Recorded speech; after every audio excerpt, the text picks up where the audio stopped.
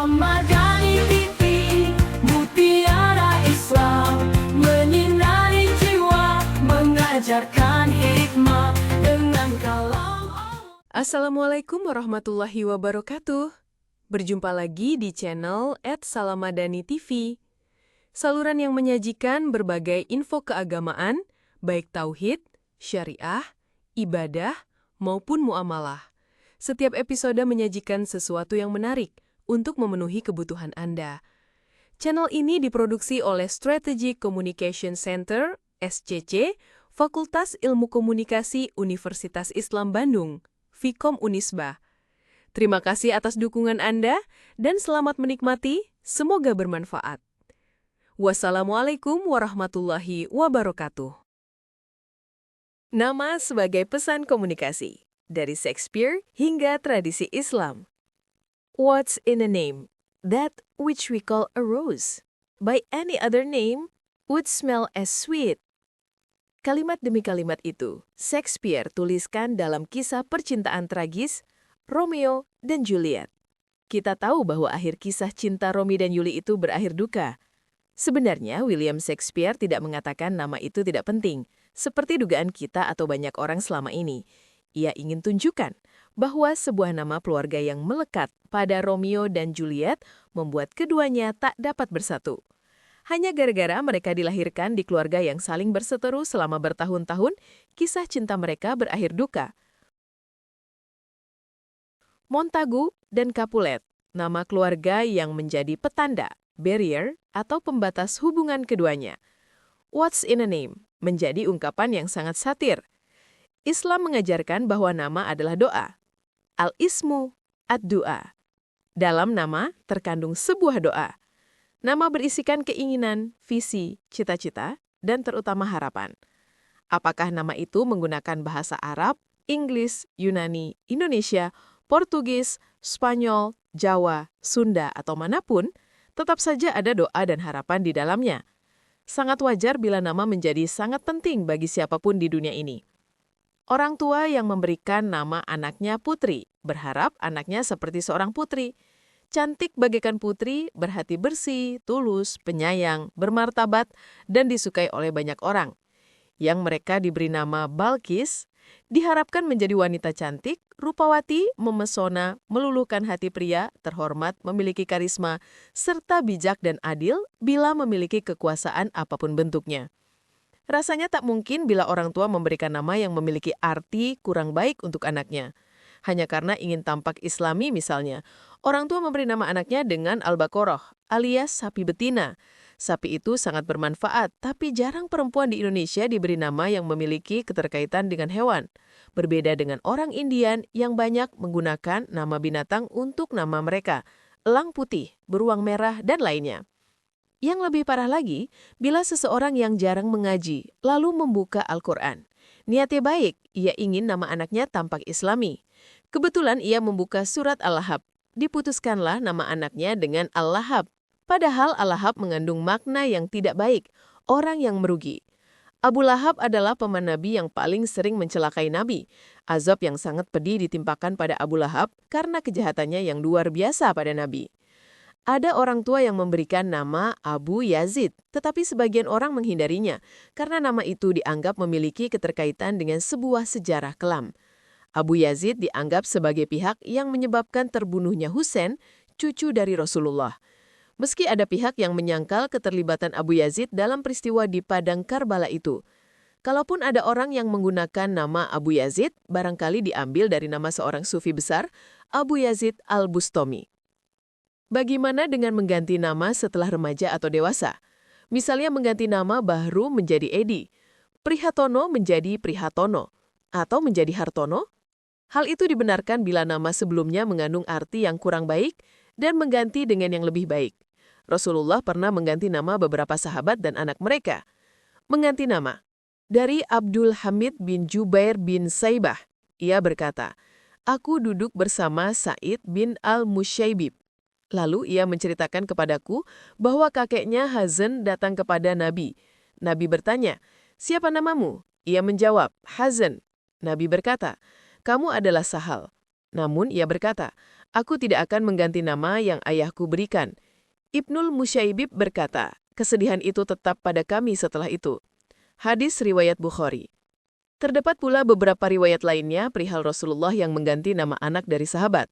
Saat Rasulullah mengganti nama mereka, tentu tak ada selamatan bubur merah, bubur putih. Sebagai kearifan lokal, tradisi di Jawa itu dilakukan sebagai simbol dari darah dan turang, serta indung talur pada tubuh manusia, juga keberanian dan kesucian. Dapat dimaknai sebagai manusia yang terlahir kembali dengan harapan baru.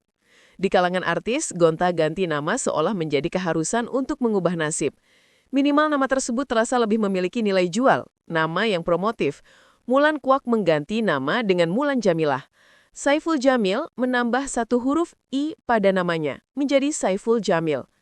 Raden Nike Ratnadila sebelumnya menggunakan nama Nike Astrina. Namun karena dianggap kurang pas, kurang menjual, nama itu diubah menjadi Nike Ardila. Sejak menggunakan nama itu, karirnya meroket. Tukul yang kemudian menambahkan nama Arwana juga mengalami nasib yang sama.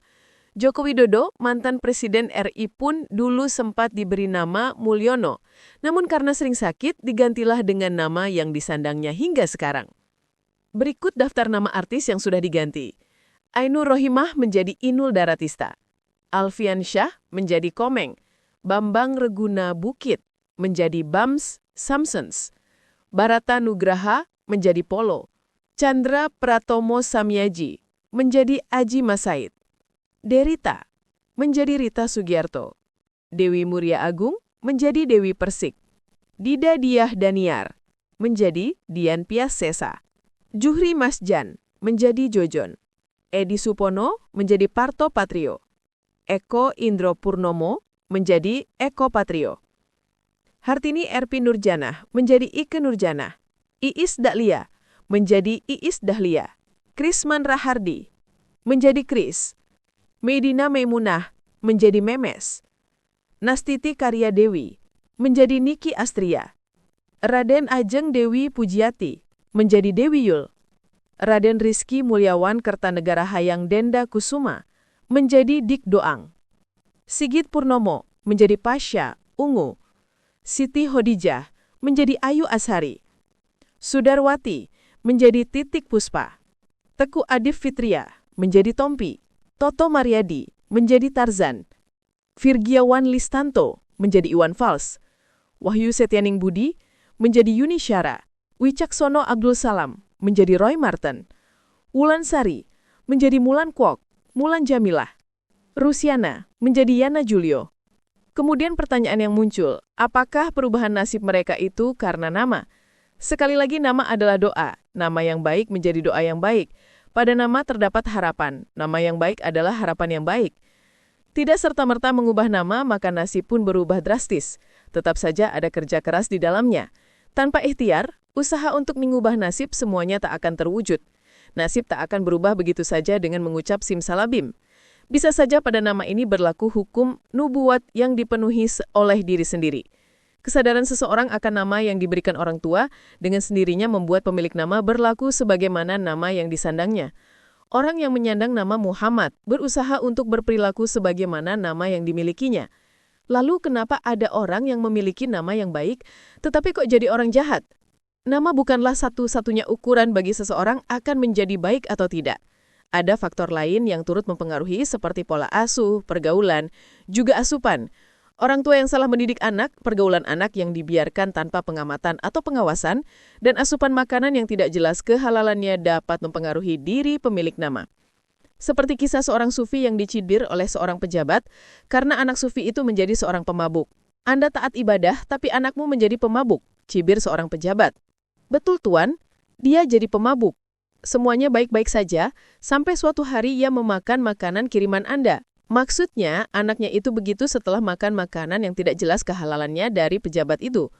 Akhir kata tetap nama adalah hal yang sangat penting. Rasulullah mengatakan panggillah seseorang dengan panggilan yang baik dan disukainya.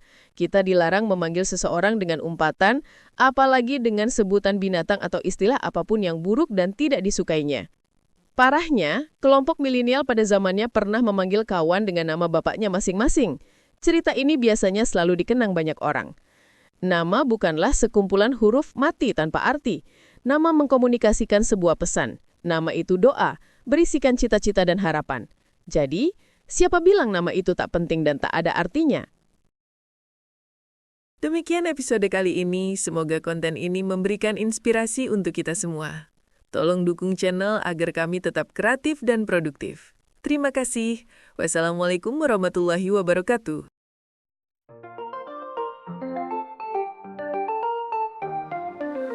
Dalam cahaya ilmu yang suci, terangilah hati yang hapus maknawi. Selhamadani, lentera iman, menyebar hikmah sepanjang zaman.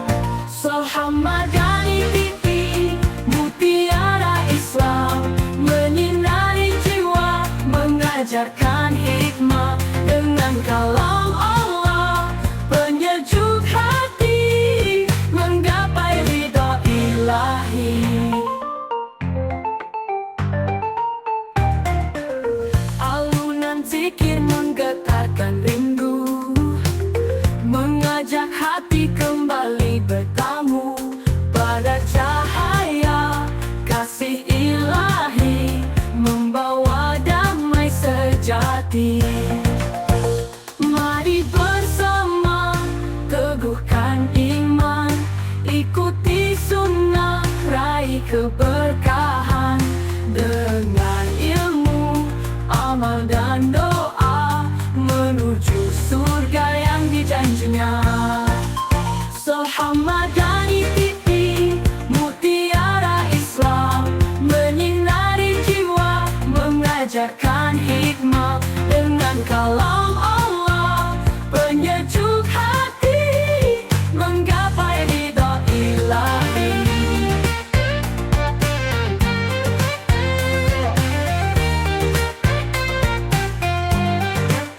Mari bersama teguhkan iman, ikuti sunnah, raih keberkahan dengan ilmu, amal dan doa, menuju surga yang dijanjinya.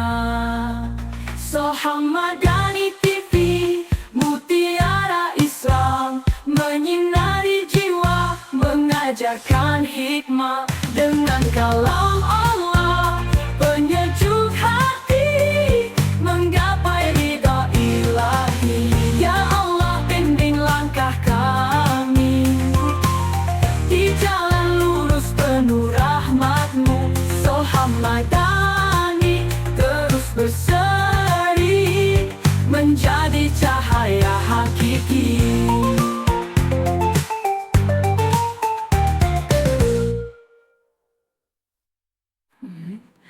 Ya Allah, bimbing langkah kami di jalan lurus penuh rahmat-Mu. Selhamadani terus berseri, menjadi cahaya hakiki.